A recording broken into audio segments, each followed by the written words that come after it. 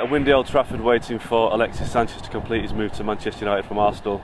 It's not happened yet. Henrik Mkhitaryan is still expected to be part of the deal. I'm with ESPN FC's Man United correspondent Rob Dawson just to check where we're up to with the latest Sanchez moves. I think it's going to happen. It's got that feel of inevitability about it now. Obviously Sanchez wants to leave this month. There's no one else in the running really. City have pulled out, Chelsea say they're not interested. I think they're just arguing over details now. I would expect him to be a United player, hopefully before this weekend like you say, but if not, in the very near future. United got Burnley at the weekend. It's a difficult game. Burnley have got a good record this season. Having Sanchez in the team would make a big difference in terms of making United more potent in attack and just give everyone a lift, I guess.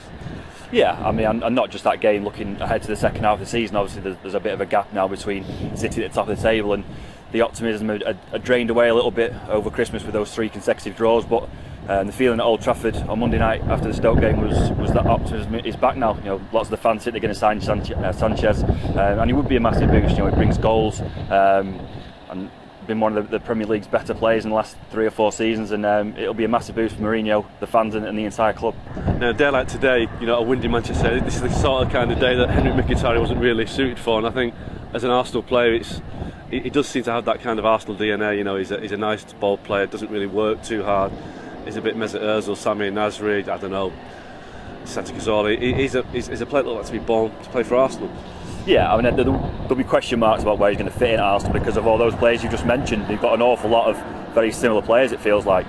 You know, in terms of United, I'm not really sure he had the bite that Mourinho likes in his players. He's obviously a very good footballer, and we've seen flashes of that here, but not consistently enough. And you know, Sanchez is a different animal. You know, he has got that bit of bite about him, and in terms of what they've done over the last couple of seasons, you know, Sanchez has been the better player. And I think when this deal goes through, United will feel like they've got the far better deal.